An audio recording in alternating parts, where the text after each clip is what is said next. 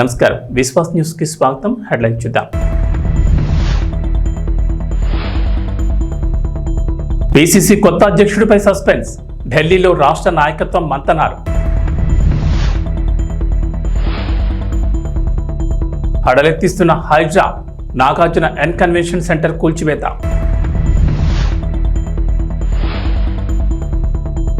విశాఖపట్నంలో unit mall తొలి విడతగా కేంద్రం నిధుల విడుదల.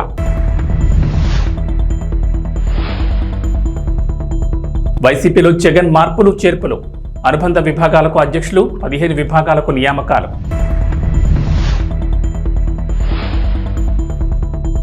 తెలంగాణకు రెయిన్ అలర్ట్, నేడు పలు జిల్లాల్లో భారీ వర్షాలు, ఎల్లో అలర్ట్ జారీ చేసిన అధికారులు. అక్రమ నిర్మాణాల కూల్చివేతతో హాట్ టాపిక్ గా మారిన Hyderabad disaster response and assets monitoring and protection ఎక్కడ తగ్గడలేదు. ఎవరైతే నాకేంటి అంటూ హైడ్రా అధికారులు కూల్చివేతలు కొనసాగిస్తున్నారు.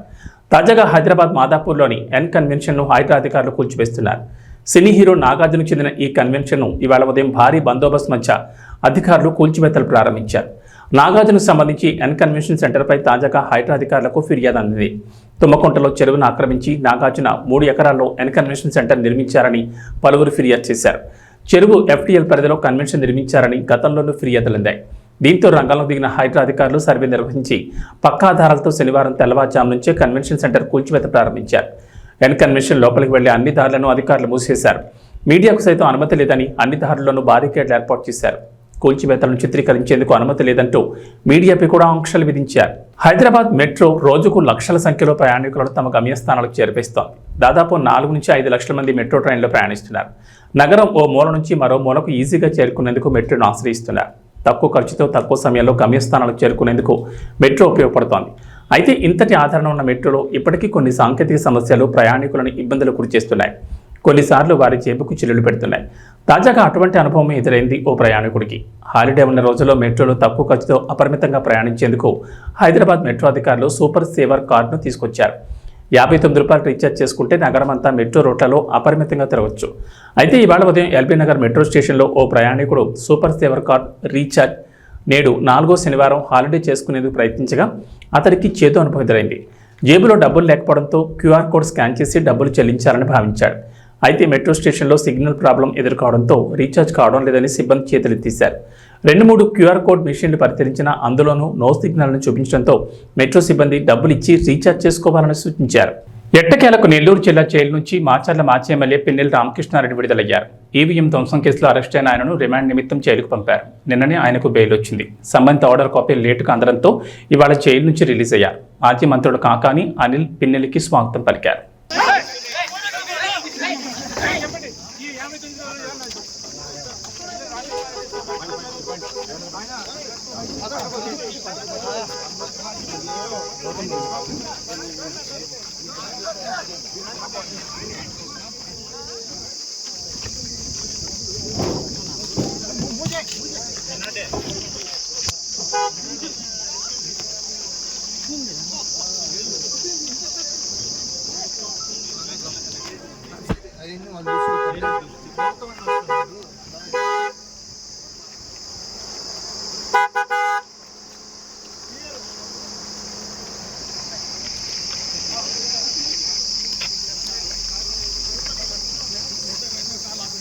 మేము నక్సలైట్లం కాదు సార్, అన్నమయ్య డ్యాం వరద బాధితులం.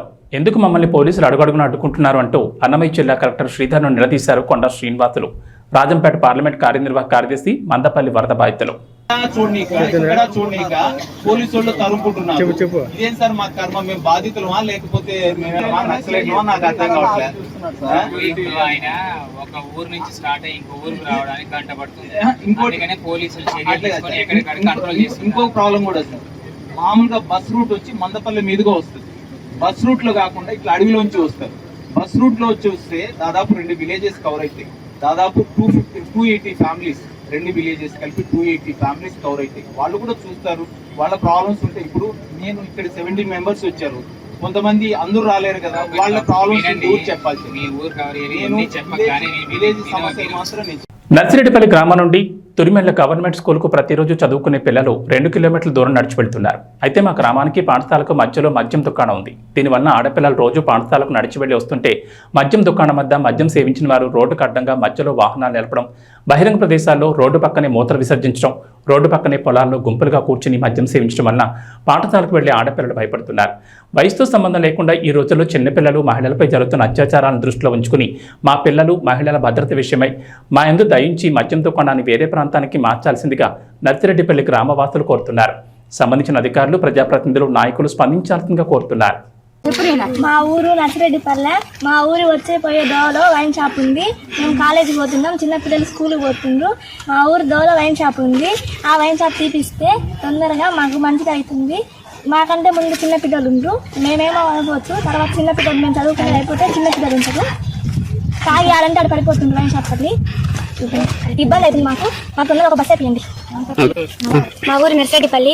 మేము మా ఊరికి తురిమిళ్ళకి మేము స్కూల్కి వెళ్ళాలంటే తురిమిళ్ళకి వెళ్ళాలి. మా ఊరికి స్కూల్కి మధ్యలో ఒక వైన్ షాప్ ఉంది.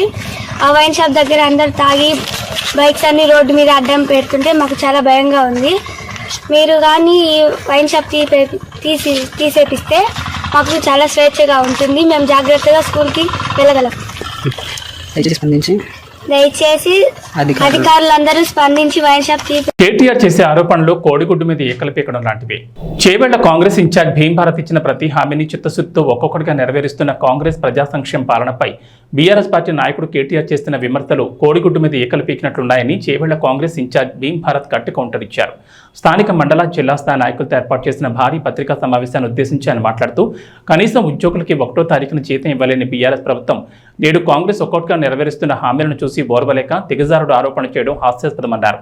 ఉద్యోగులకు 1వ తేదీన జీతాల పంపిణీ మొదలు మహిళలకు ఉచిత బస్ సౌకర్యం, రైతు రుణమాఫీ లాంటి హామీలను ఒక్కొక్కటిగా చిత్తశుద్ధితో అమలు చేస్తున్న తీరును భీమ్ భారత్ వివరించారు. ఇప్పటికైనా కేటీఆర్ మరియు ఇతర బీఆర్ఎస్ నాయకులు ప్రజా తీర్పును గౌరవించి మాట్లాడాలని హితో పలికారు. ఇప్పటికీ గత ప్రభుత్వ దొరల పాలకులను ప్రజలు గల్లాపట్టి గద్దె దింపారని తెలిపారు.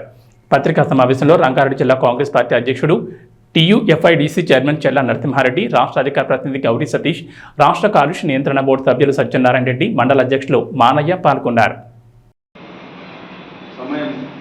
గడుస్తున్న ఈ సమయంలో ఎన్నికల్లో కాంగ్రెస్ పార్టీ తెలంగాణ ప్రకటించినటువంటి హామీలను ఒక్కొక్కటిగా నెరవేర్చుకున్నటువంటి పరిస్థితి.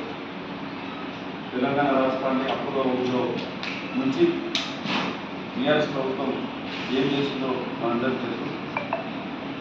ప్రభుత్వ ఉద్యోగులకు ఫస్ట్ తారీఖు నాడు డబ్బులు ఇవ్వలేని పరిస్థితి నుంచి ఈనాడు మనం ఫస్ట్ తారీఖే ప్రభుత్వ ఉద్యోగులందరికీ జీతాలు వచ్చేటట్టు ఒక సిస్టమ్ తయారు చేసుకొని ఈరోజు కాంగ్రెస్ పార్టీ పనిచేస్తున్నటువంటి రాష్ట్రంలో పనిచేస్తున్నటువంటి విషయం అందరికీ తెలుసు.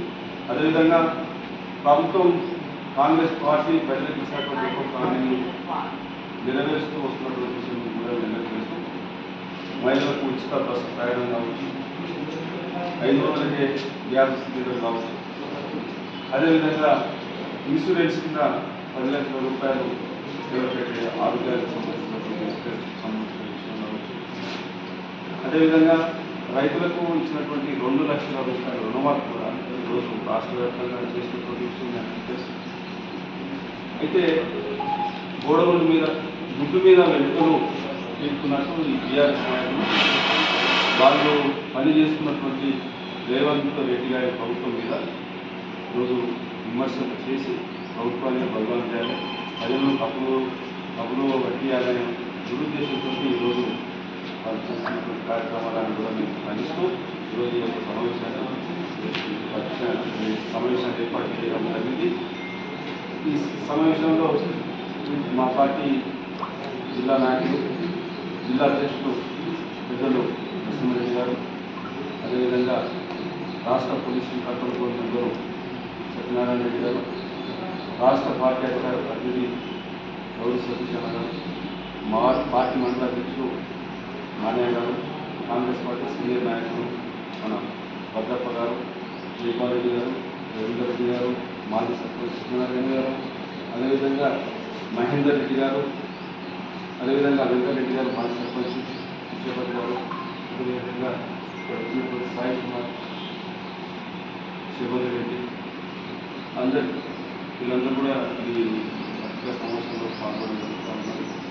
ఈ యొక్క పత్రికా సమావేశాన్ని ఉద్దేశించి కాంగ్రెస్ పార్టీ అధికార ప్రతినిధి గౌరీ సతీశ్వర గారిని మాట్లాడుతూ కోరుతాం. మీ ఇంట్లో నరదృష్టి దయ్యాలున్నాయి, 500 1000 రూపాయలు ఇవ్వండి, మేము తాయెత్తిస్తాం, దయ్యాన్ని మాయం చేస్తామంటూ 4-5 రోజుల నుంచి రాజగృహకల్పంలో హల్చల్ చేస్తున్న దొంగ బాబా డబ్బులు ఇవ్వకపోతే మీకు పాపం చుట్టుకుంటుందని బెదిరింపులు. ఆ మాటలు విని మహిళలు భయభ్రాంతులకు గురవుతున్నారు. ఈరోజు అక్కడే ఉన్న స్థానిక ప్రజలు అతన్ని పట్టుకుని చితకబాదారు. ఇలాంటి దొంగ బాబాలు ఉంటారు. మూఢనమ్మకాలు నమ్మి మహిళలు మోసపోతున్నారు. మూఢనమ్మకాలు నమ్మొద్దన్నారు. हम क्या तुम्हारे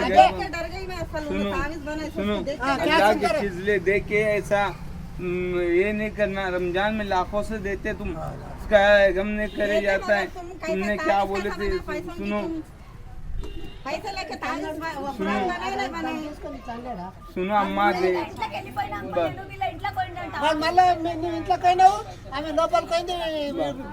तुम्हारे घर पर जो सुनो पहला कलमा पढ़ो, दरगाह के वास्ते दिया अम्मा तुमने कलमा सुना तो देख ऐसा बदनाम मत कर। कलमा सुना पहले, देख बदनाम मत कर। सुनने नहीं आ रहा, देख बदनाम मैं क्या बोल रहा हूँ, क्या बोल रहा हूँ, कलमा सुना पहले। अरे वो ना కొట్టడానికి వచ్చింది ఇక్కడ ఎందుకు వచ్చినది क्या बोल रहे थे? सुने आ रहा तेरे को क्या बोल सर राదంట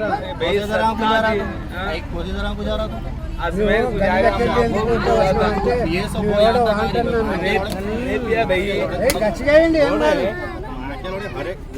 और గిన్నె ఉంటుండే గిన్నె అనుకుంటే ఇల్లు అంతా తిరుగుతుంది. ఎందుకు వచ్చినారంటే తెలంగాణ పీసీసీ నూతన అధ్యక్షుడి నియామకంపై సస్పెన్స్ కొనసాగుతోంది. ఆ పదవి ఎవరికి దక్కుతుందనేది హాట్ టాపిక్గా మారింది. కొత్త అధ్యక్షుడి నియామకాన్ని కొలికి తెచ్చేందుకు కాంగ్రెస్ అధిష్టానం ప్రయత్నిస్తోంది. ఈ మేరకు సీఎం రేవంత్ రెడ్డి నేతృత్వంలోని రాష్ట్ర నాయకత్వం శుక్రవారం ఢిల్లీలోని పార్టీ పెద్దలతో సమాలోచనలు చేసింది. పార్టీ అధ్యక్షుడు ఖర్గే, రాహుల్ గాంధీ, కేసీ వేణుగోపాల్, దీపాదాస్ మున్షిలతో రేవంత్, డిప్యూటీ సీఎం భట్టి, మంత్రి ఉత్తమ్ విడివిడిగా మాట్లాడారు. ఈ మేరకు కొత్త అధ్యక్షుడి నియామకంపై వారి అభిప్రాయాలు తెలుసుకున్నట్లు తెలిసింది. ప్రస్తుతం పీసీసీ అధ్యక్షుడిగా సీఎం రేవంత్ రెడ్డి కొనసాగుతున్నారు. పీసీసీగా ఆయన 3 ఏళ్ల పదవీకాలం నెల క్రితమే ముగిసింది. దీంతో కొత్త అధ్యక్షుడి ఎంపిక అనివార్యమైంది. పీసీసీ రేసులో చాలామంది నేతలు ఉన్నారు. దీంతో సామాజిక అంశాలను పరిగణలోకి తీసుకుని పీసీసీ అధ్యక్షుడిని ఎంపిక చేయాలని భావిస్తున్నారు. ప్రస్తుతం రెడ్డి వర్గానికి చెందిన రేవంత్ సీఎంగా ఉండగా మరో బలమైన సామాజిక వర్గానికి ఆ పదవిని కేటాయించనున్నట్లు సమాచారం. ఏపీలో వాలంటీర్లకు శుభవార్త చెప్పింది ప్రభుత్వం. వాలంటీర్ వ్యవస్థ రద్దు చేసే ఆలోచన ప్రభుత్వానికి లేదని గ్రామ వార్డు వాలంటీర్లు సచివాలయాల శాఖ సంచాలకులు ఎం శివప్రసాద్ స్పష్టం చేశారు. సాంకేతిక కారణాల వల్ల వారి గౌరవ వేతనాలు 2 నెలల నుంచి బకాయిలు పడ్డాయని తెలిపారు. ఆ బకాయిల్ని విడుదల చేయమని ఆర్థిక శాఖకు నివేదికలు కూడా పంపామన్నారు. త్వరలో జరిగే కేబినెట్ సమావేశంలో ఈ అంశం ఆమోదించే అవకాశం ఉందని, వాలంటీర్లలో అత్యధికులు విద్యార్థికులు కావడంతో వారిని మరింత ఉన్నత స్థానంలో తీసుకునేలా ప్రభుత్వం ప్రణాళికలు రూపొందిస్తుందన్నారు. అంతేకాదు వాలంటీర్లకు స్కిల్ డెవలప్మెంట్ శిక్షణ కూడా ఇవ్వనుందని, గౌరవ వేతనం పెంపు తదితర అంశాలపై పరిశీలిస్తుందన్నారు. వాలంటీర్ల వ్యవస్థ కొనసాగింపు, ఇతర అంశాలపై అనవసర అపోహలొద్దన్నారు శివప్రసాద్. సచివాలయ వ్యవస్థ ఉంటుందని, వాలంటీర్లను తొలగించబోమని అన్నారు. ప్రజా ప్రయోజనాల కోసం వాలంటీర్ల వ్యవస్థ ఏర్పాటు చేశారని, వారి ఉద్యోగ భద్రతకు ఎలాంటి ఇబ్బంది లేదన్నారు శివప్రసాద్. విశాఖ వాసులకు కేంద్రం గుడ్ న్యూస్ చెప్పింది. నగరంలో ఫేమస్ మాల్ ఏర్పాటు కాబోతోంది. కేంద్రం దేశవ్యాప్తంగా చేనేత హస్తకళను ప్రోత్సహించేందుకు మంజూరు చేసిన యూనిట్ మాల్ నగరంలోని మధురవాడలో ఏర్పాటు చేస్తారు. రాష్ట్ర ప్రభుత్వం మాల్ నిర్మాణానికి వేగం పెంచింది. ఇప్పటికే డిపిఆర్ సిద్ధం చేయగా ఇప్పటికే జ్యుడిషియల్ ప్రివ్యూను పూర్తి చేసి టెండర్ ప్రక్రియను ప్రారంభించారు. ఈ మాల్ను మొత్తం 172 కోట్లతో నిర్మిస్తారు. అయితే ఇప్పటికే తొలి విడతగా 86 కోట్లను కేంద్రం మంజూరు చేసింది. మాల్ నిర్మాణానికి నిధులు సింగిల్ నోడల్ అకౌంట్లో జమ చేస్తారు. ఈ మాల్ ప్రాజెక్టును 2 ఏళ్లలో పూర్తి చేయాల్సి ఉంటుంది. వచ్చే ఏడాది మార్చి లేదా ఏప్రిల్ నెలలో మిగిలిన నిధుల్ని కేంద్రం విడుదల చేయనుంది. ఈ నిధుల్ని 50 ఏళ్ల కాలానికి వడ్డీ లేని రుణంగా కేంద్రం అందజేస్తోంది. మధురవాడలో నిర్మించే ఈ మాల్ ఋషికొండ బీచ్కు 5 కిలోమీటర్ల దూరంలో ఉంటుంది. దీన్ని సముద్రపు ఒడ్డున 5 ఎకరాల్లో G+4 తరహాలో నిర్మించేందుకు డిజైన్ సిద్ధం చేశారు. ఈ మాల్ను కొండ ఏటవాలు ప్రాంతంలో సముద్రాన్ని ఆనుకు నిర్మించేలా ప్లాన్ చేశారు. వైఎస్ఆర్సీపీ అధినేత వైఎస్ జగన్మోహన్ రెడ్డి పార్టీలో ప్రక్షాళన మొదలుపెట్టారు. తాజాగా మరోసారి మార్పులు చేర్పులు చేశారు. పార్టీకి సంబంధించిన అనుబంధ విభాగాలకు రాష్ట్ర అధ్యక్షులను నియమించారు.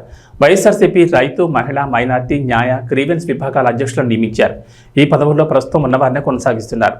వైఎస్ఆర్సీపీ రైతు విభాగం అధ్యక్షుడిగా ఎంవీఎస్ నాగిరెడ్డి, వైఎస్ఆర్సీపీ రాష్ట్ర మహిళా విభాగం అధ్యక్షురాలిగా MLC Varudu Kalyani, YSRCP minority cell అధ్యక్షుడిగా ఖాదర్ బాషా, వైఎస్ఆర్సీపీ లీగల్ సెల్ అధ్యక్షుడిగా మనోహర్ రెడ్డి, వైఎస్ఆర్సీపీ గ్రీవెన్స్ విభాగం అధ్యక్షుడిగా నారాయణమూర్తిని కొనసాగించారు. వైఎస్ఆర్సీపీ ట్రేడ్ యూనియన్ అధ్యక్షుడిగా పూనూరు గౌతమ్ రెడ్డికి మళ్లీ బాధ్యతలను అప్పగించారు వైఎస్ జగన్.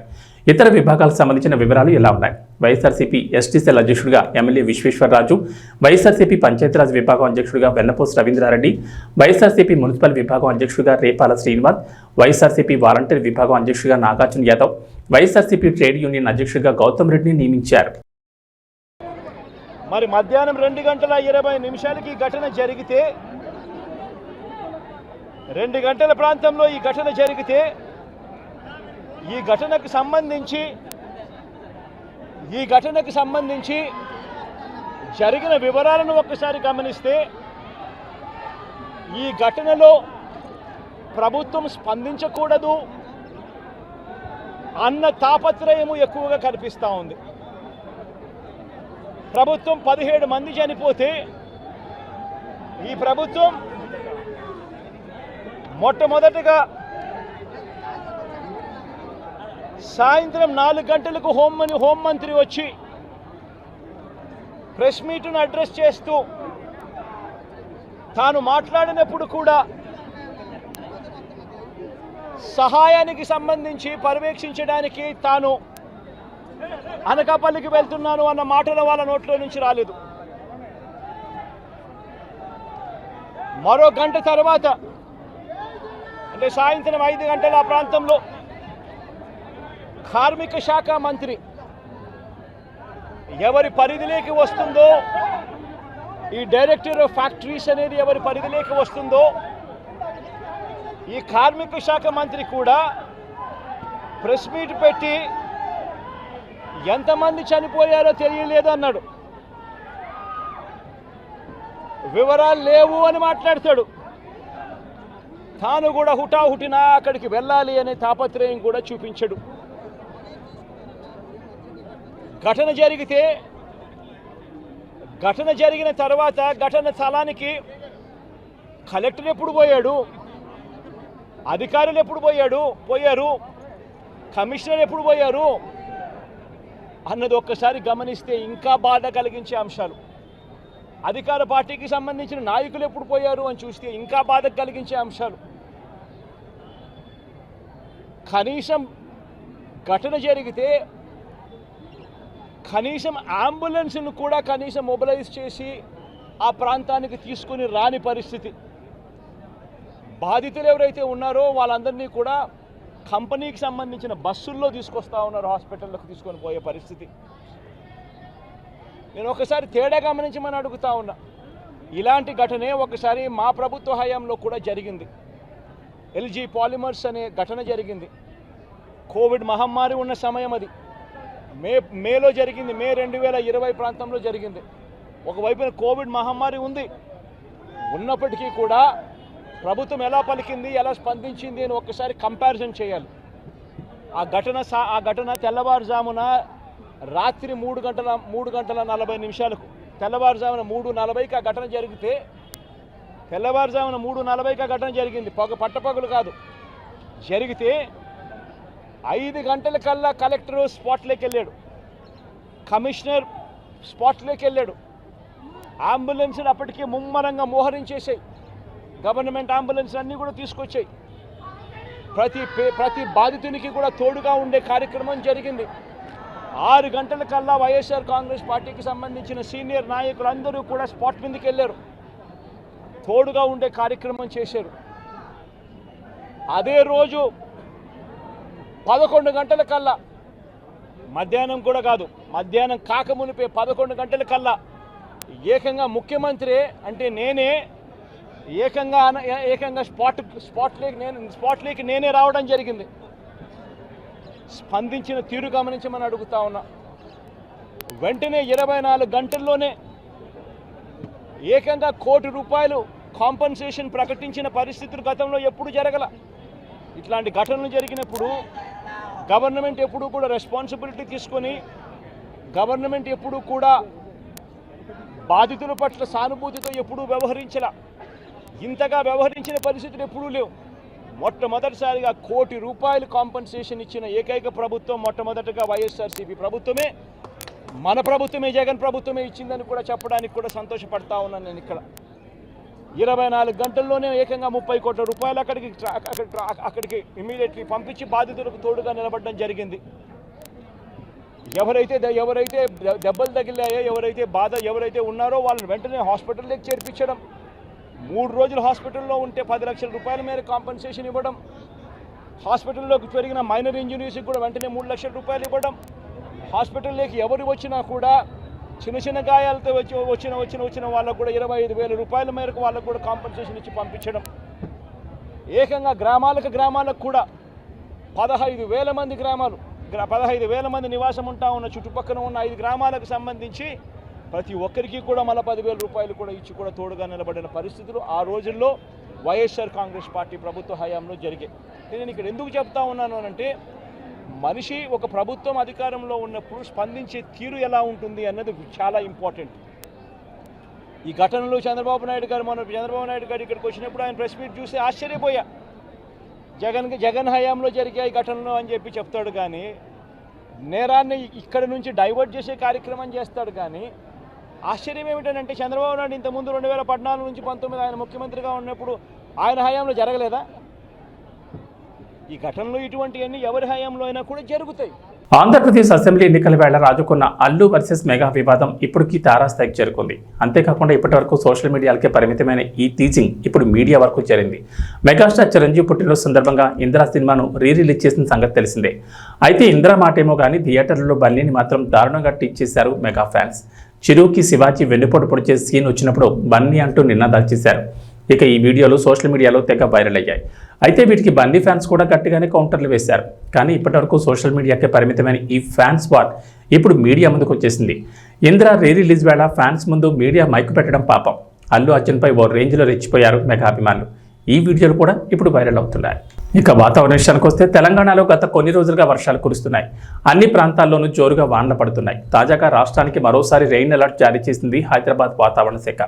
నేడు రాష్ట్రంలో విస్తారంగా వర్షాలు కురుస్తాయని చెప్పింది. పలు జిల్లాల్లో భారీ వర్షాలకు ఛాన్స్ ఉందని వెల్లడించింది. ఉత్తర పశ్చిమ బెంగాల్, ఈశాన్య, జార్ఖండ్ ప్రాంతాల్లో అల్పపీడనం ఏర్పడిందని అన్నారు. దీనికి అనుబంధంగా ఆవర్తనం సగటు సముద్రానికి 7.6 కిలోమీటర్ల ఎత్తులో కేంద్రీకృతమైందని చెప్పారు. అల్పపీడన ప్రభావంతో తెలంగాణ వ్యాప్తంగా వర్షాలు కురుస్తాయన్నారు.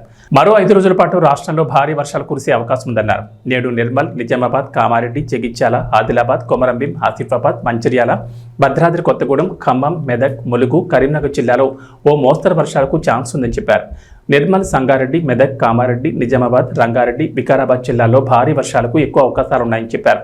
ఈ మేరకు ఆయా జిల్లాలకు ఎల్లో అలర్ట్ జారీ చేశారు. భారీ వర్షంతో పాటు ఉరుములు, మెరుపులు ఉంటాయని, పలు చోట్ల పిడుగులు పడే ఛాన్స్ ఉందని చెప్పారు. గంటకు 30 నుంచి 40 కిలోమీటర్ల వేగంతో బలమైన ఈదురుగాలులు వీస్తాయని అన్నారు. ఏబీ బులెటిన్ విశేషాలు. నమస్కారం.